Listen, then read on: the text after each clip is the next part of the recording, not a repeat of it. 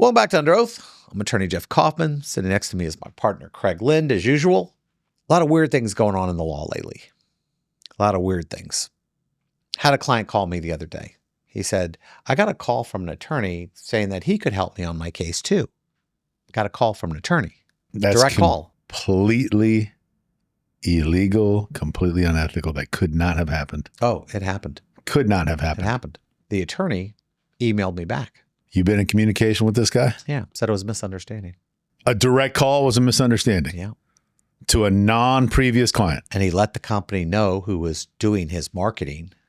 I was told we fired them. Sure they did. Yeah. Sure they did. Yeah. A lot of people don't know. A lot of cheating. people don't know. It's not only cheating, it's unethical, it's illegal, it's fraud. It's so many different things. And it's the number one thing attorneys aren't supposed to do other than stealing from their clients. There's two big ones. Don't steal from the clients and don't contact potential clients directly unless they've requested it from you. Yeah. Well, for the audience who doesn't know, if you have a prior relationship with a particular client, you can reach out to them pretty much whenever you want, even if it's for a new case. Yeah.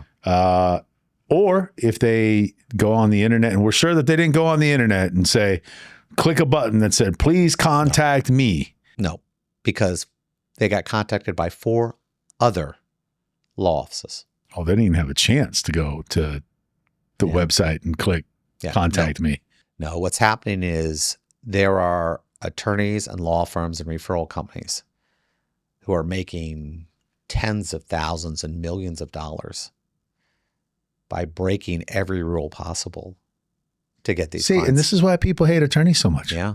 This right here, they're probably showing up at the hospital, showing up at the ER, going to the accident site. That has to be stopped, if for no other reason than you're damaging our reputation, let alone making us all seem like bandits. I'm going to hit you with a worse one.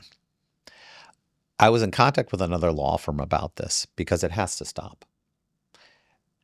And the managing attorney says, you're not going to believe this today. One of my attorneys was in an accident. And he got called at the scene of the accident. At the scene? Oh, so. At the scene of the accident. No possibility that this guy went and clicked on anything. No. Obviously, it's an attorney. He wouldn't have. They're scanning the police frequencies. Is that legal? Can you do that? Can you do that? You can scan them. It's in free. It's in the airwaves. So they're getting the information from the communication for emergency services. They're not only ambulance chasing, they're chasing before the ambulance arrives. Wow. They're there before the ambulance sometimes. Yeah. That's disgusting. Yeah. And beyond unethical. And when people go, well, ethics are determined. No, they're not. We're bound by the rules of our profession. And we say it's not an interpretation issue. Oh, well, we just call them because we just... No, this is actually absolutely forbidden. You cannot do this under any circumstance. There is no exceptions. And you know what? These people aren't going to lose their licenses. They just won't. Until somebody passes a law that holds lawyers responsible for this type of action, I don't even see how. Can you do that, though? You can. Because the lawyer is going to take the position. I promise you the lawyer is going to take the position that... And look, I mean, it could happen to anybody. It could happen to us. Hey, I don't listen to how you get your leads that you sell me. I don't know how you necessarily, I have to trust you somewhat. It doesn't work like you and I both know. You can't pay somebody to do something you're not allowed to do. Right. But these guys go around representing that they are approved. And I wonder if these guys are Florida bar approved. It doesn't even matter if they're approved. The approval has nothing to do with their actions. Now, holding the attorneys responsible is what I'm talking about. Yeah, I notified this law firm, and this law firm is a big law firm. I mean, a big, huge law. They have 30, 40 lawyers. I mean, they're a huge law firm, and we're going to be filing the proper complaints, and we're going to be moving stuff forward against them. But it's painful. It's painful that you have to do something. And anytime you're dealing with a huge amount of money, you're going to deal with criminals. You're going to deal with bad actors. And hopefully, we can protect people And when you say this, it's not just protecting other lawyers. People are vulnerable when they get in an accident. That's why they have these rules, so that they're not inundated with 20 different lawyers call. No, you got to hire me. You got to hire me. You got to hire me.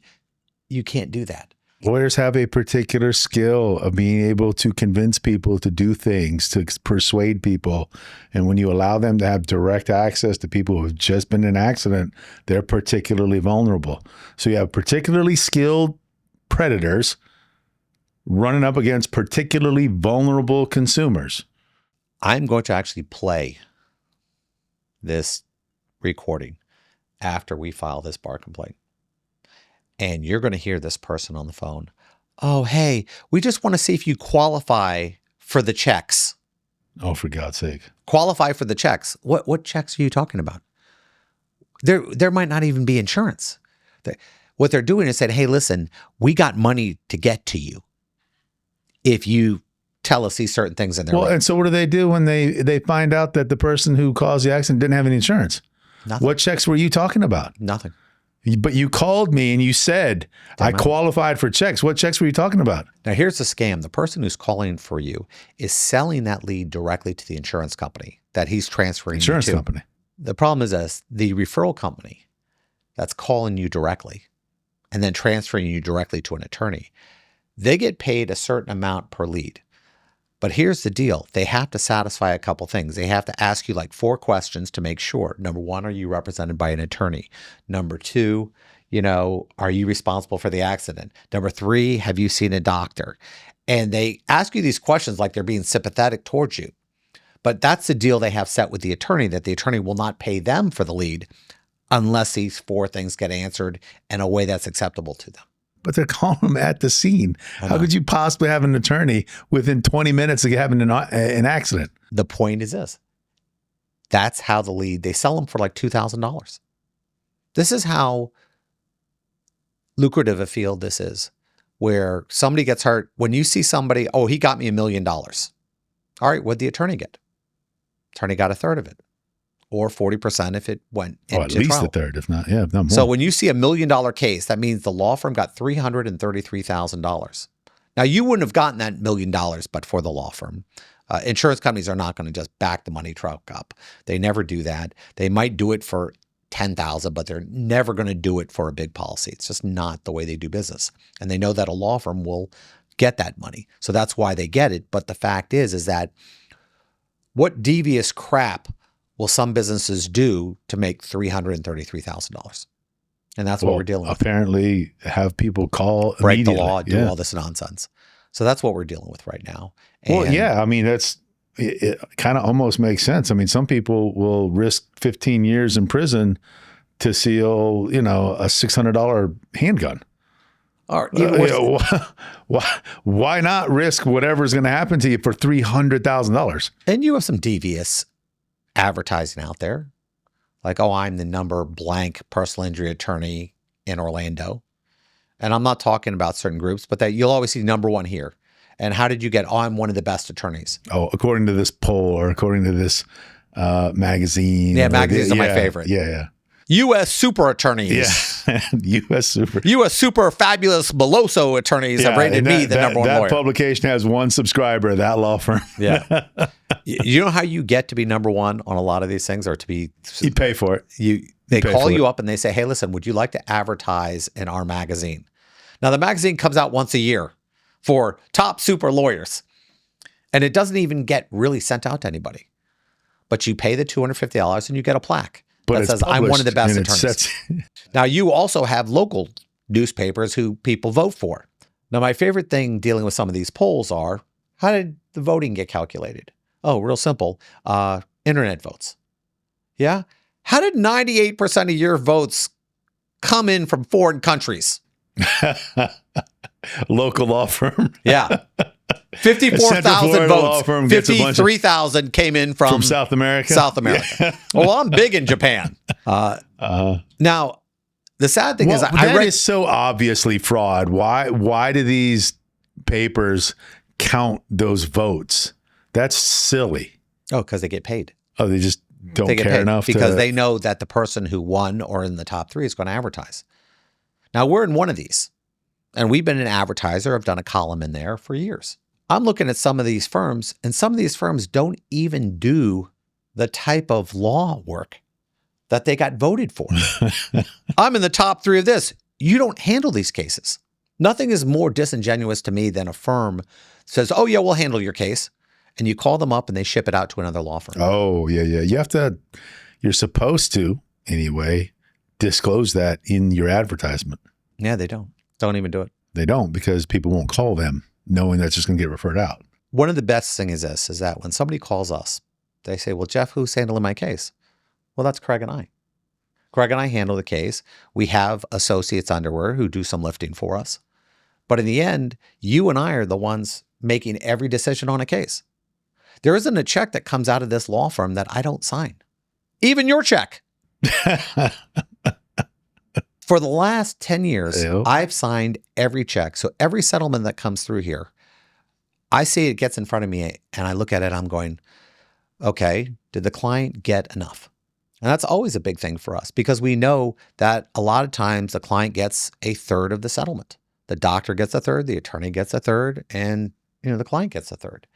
Now, anytime that number is less, that red flag goes up in my head every time. Well, why not? And then I find out, oh, the client borrowed money on their case beforehand. Oh, yeah. Can we warn people not to borrow money from these? People, please don't do this. Don't do it. It's the worst. You borrow like $500, $1,000 from one of these. And the way they make it work is they don't call it a loan because it's not a loan. They are purchasing a interest in your future settlement. So it's contingent. So that's how they can get away with charging interest rates that would just make the mafia blush. 28%, 33%. Yeah. 100%. Sometimes 200% and 300%. Yeah. And what happens is they'll come to you like when you first get in the accident and they get the list somehow. The same way these unscrupulous referral companies get it. They get a list and they'll call you up directly or they'll send you an email and say, listen, we heard you're in an accident. You might need some money. We'd like to loan you $1,000. You don't know that they're going to make $3,000 you off got lent be $6,300 by the time your case is over. And then when we're trying to settle your case and you're wondering how much you're going to get, and we have to say, well, that loan you took? Yeah. And a lot of times, and here's the part to pay attention to. A lot of times they don't know what the insurance policy is when they make these loans. So if you're hurt and the people who hit you have a 2550 policy, 25,000 max on their policy, and you owe a lender $6,000 because you borrowed $780 a year ago, you just screwed your case completely. Now, I've never said this directly because I understand people need money. And I feel bad about this because as attorneys, we can't loan them the money. We can't go, well, we'll loan you money off the case because we can't do it. It's unethical. These companies are parasites and they know they're getting away with it. And it's kind of like the companies that offer people credit cards that they know they can't pay back. And they do it because they're less worried about the cases that they're not getting paid on. They're making a high enough interest rate that it's worth them to go after people who might not be able to pay it back or things that might not work out. And that's how they're getting away with it. And it makes me so sick. And I'll get an email, oh, we loaned your client this money. What do you mean you loaned my client this money? Well, they're careful not to use that word loan. You know what I'm saying? It's the same thing. But that's what they did. They lent you money. I go, well, if you don't win, we don't get paid. The amount of money they're getting per case is disgusting and it's painful. And they're just going after people who don't have options. So when a client says to me, hey, listen, I need money, I contact this company, I'm going, please don't do that. You're going to be mad in a year from now. You're going to borrow more money than you're going to get on this case. And then you're going to be mad at the end of it when there's no money for you. And you're going to go, well, I'm not getting any money. You already got the money. There are some companies that will cap the return at 100%. So in other words, if you borrow $1,000, the most you ever have to pay back is $2,000, no matter how long it takes. You need to insist on that kind of provision in your agreement with them and you shouldn't use them at all because it's a total ripoff. 100% interest is a total ripoff. But if you have to, at least protect yourself in that way.